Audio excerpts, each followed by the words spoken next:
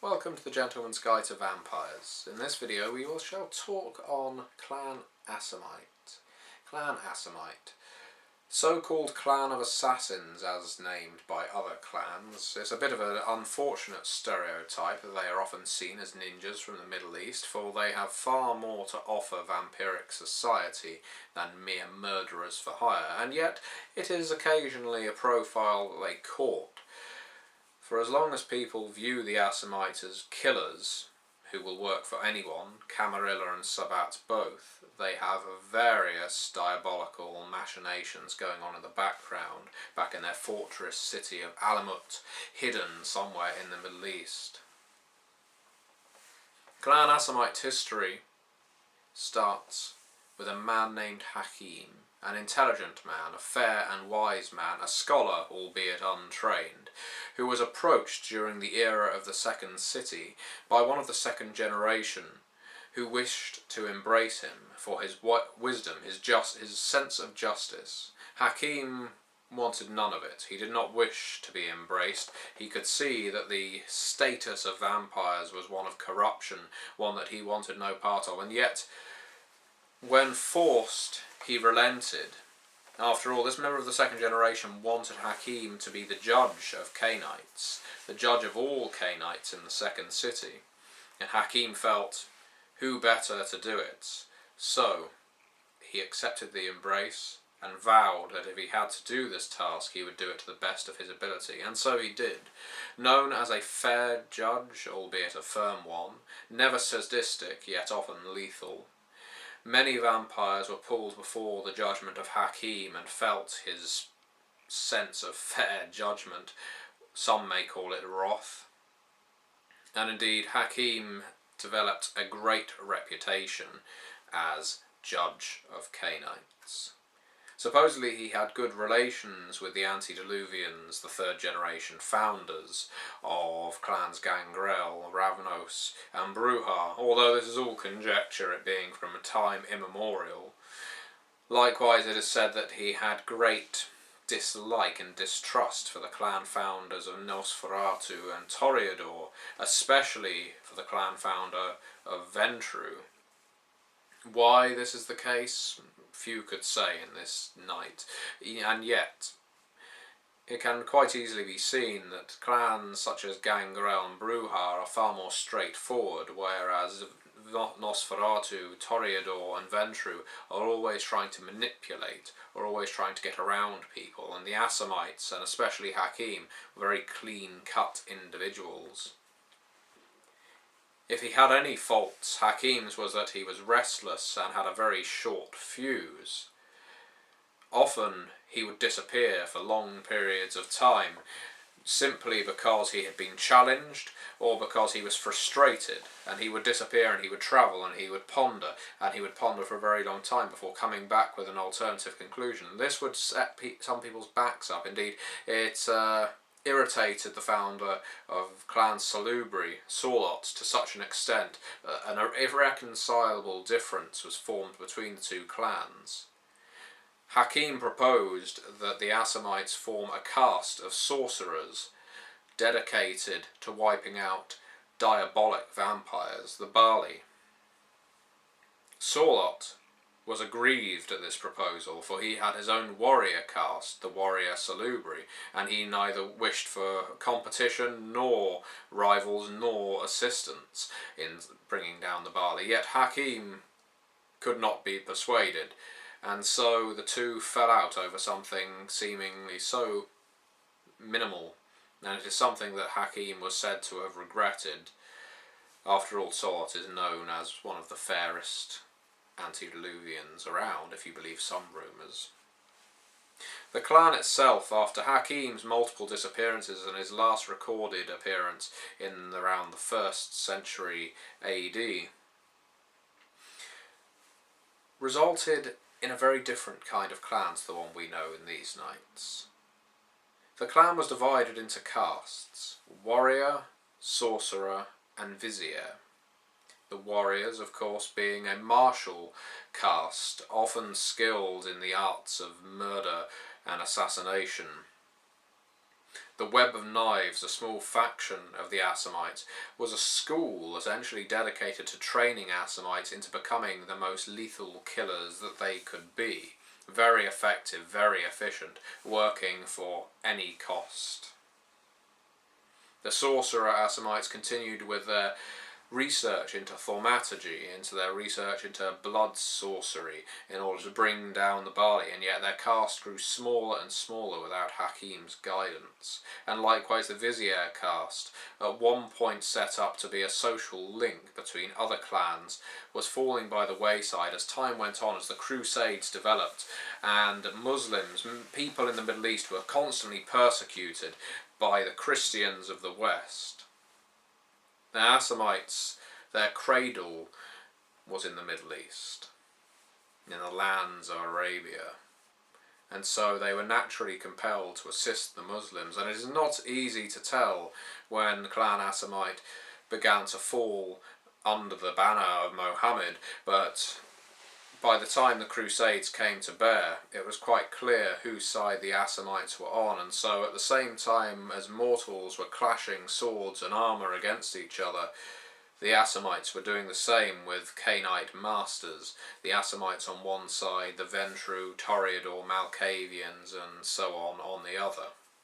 It led to much bloodshed and much hatred between many clans. Some clans, some vampires, had never even heard of Clan Assamite, so to step into God's holy palace in the Middle East, and to find this clan of heretics dwelling there, boiled the blood of many, and so a pogrom was launched against the Assamites, and it is said that the followers of Set lent their services to those vampires who wished to rout out the Assamites, for the followers of Set were always enemies of Clan Assamite due to their extensive corruption.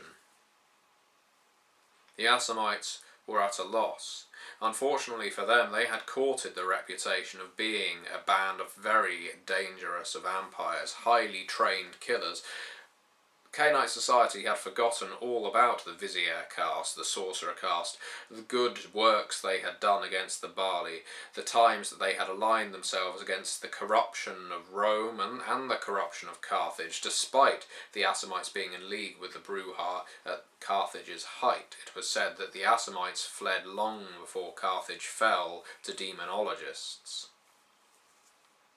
So the Assamites, with a face of murderers, and that is all they were known for, were brought to the Convention of Tyr in the 15th century, where one and all they were cursed by Clan Tremere. It is said that it was Assamite tradition to devour the heart's blood of one's fallen enemy, to devour the soul and become powerful in so doing. After all, the more generations you rise, the closer you get to Hakim, and there is something of a blood worship towards their dire, albeit fair, god who had long been missing. So Assamites, with their cultish devotion, were going around diablerizing all of their enemies, again something that had been taboo in the Western world, in Europe, even in the East where the Zemisi lay. It had been taboo for quite some time, and yet the Assamites practiced it quite freely, and so the Tremere's curse prevented them from doing so. The Tremere clipped their wings. The Tremere gelded Clan Assamite.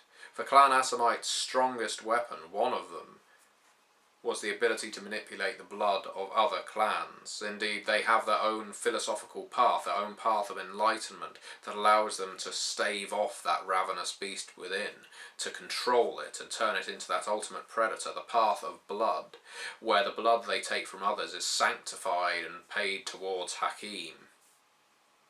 And that was cut off from them. The Tremere somehow gained the power to place this curse upon an entire clan, not long after the Assamites had been the first clan to be subject to a blood hunt against an entire clan. So it was either that or the Assamites got wiped out wholesale. The Assamites, or at least their leaders at the time, the eldest as he was known, decided that they had to take the curse. It was the curse or it was annihilation, and so that is what they did. Although some Assamites undoubtedly left and joined the Sabbat and continued to practice their diablerie, and in joining the Sabbat they lost much of what made them Assamite. They lost much of their tradition, and they forswore Hakim, and they threw in completely with the Sabbat and their rampant destruction of antediluvians and elder vampires. And so the Assamites went on through the Renaissance, through the Victorian era, the Industrial Revolution, and into the 20th century, by this point merely known as assassins, a clan of assassins who would be paid in a quart of blood by whoever it was that hired them. Now this is important. For while the Assamites could not drink the blood of other clans, they could drink the blood of their own clan. That was a peculiar little addition the Tremere added onto their curse, and yet, as payment for all of their services rendered whenever they had to take down an opponent of a kindred, they would ask for a quart of blood, maybe a slightly more, from that Canaanite that hired them. Why did they do this when they could not drink the blood?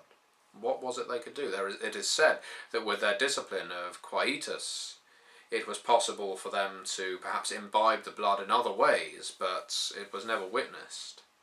What was actually happening was that some of that blood was making its way back to Alamut, what you could call the fortress headquarters of Clan Assamite in the Middle East, where Ur-Sholgi, Hakim's child, had just awoken from torpor, a colossal beast, bloodthirsty and ravenous and utterly psychotic, and with all of this blood from all of these other clans at his fingertips, he unleashed the caste of blood sorcerers once again. The caste of sorcerers was alive again, once again, because it had all of this blood from all of these different clans. And just imagine how powerful a drop of blood can be in a magical component. How powerful can a quart or pint of blood be in such a ritual? Indeed, a great ritual was launched out of Alamut, and the Assamites broke the Tremere curse. After 500 years of wandering in the desert, the Assamites had broken the curse. They were free to diablerize other vampires again. But unfortunately, it wasn't just plain sailing for the Assamites from that point on. They didn't just leap back into the fold and start worshipping Hakim. Indeed, some of them over this time had become quite fervently Islamic. It was a far better path to follow than the rather blood-drenched path of Hakim. Ur-Sholgi was having none of it. Any Assamite that declared himself a follower of Mohammed and Allah rather than Hakim found himself diablerized, found himself destroyed, and his ashes cast to the four winds. Ur-Sholgi wanted a purified clan, a clan strong and dedicated in purpose. And where were the Assamites striking against first? Why, the Tremere, of course. Ancient grudges hold fast in a clan such as Assamite, the clan of blood. Not the clan of assassins, not the clan of ninja Arabs, but the clan of blood, because they have more power over blood, they have had more time to master magic of blood than the Tremere ever have. The Tremere, being first embraced 1,000 years ago, know nothing compared to the Assamite blood sorcerers who have been around for 3 times that long in some occasions. The Assamite blood sorcerers are to be feared, as are the Assamite warrior caste, finally united with a purpose. No longer the servants of other Canaanites, like Hakim had to bend knee to that member of the second generation, and once rose up and left the second city because he was having no more of it. Now the Assamites have refused to bend knee to the Camarilla and the Sabbat. No longer do they have to take out these contracts and act as murderers for hire. They are now their own clan with their own purpose, and that purpose, whether it is serving Hakim or whether they are dissidents following Mohammed, or maybe they are still members of the Assamite anti-tribu in the Sabbat, is lethal indeed. And the Tremere and any other clan that crosses their path had best watch out, because the Assamites are killers par excellence, but they are also skilled in blood magic, and now that the Viziers are back as well, social manipulation. Thank you for watching.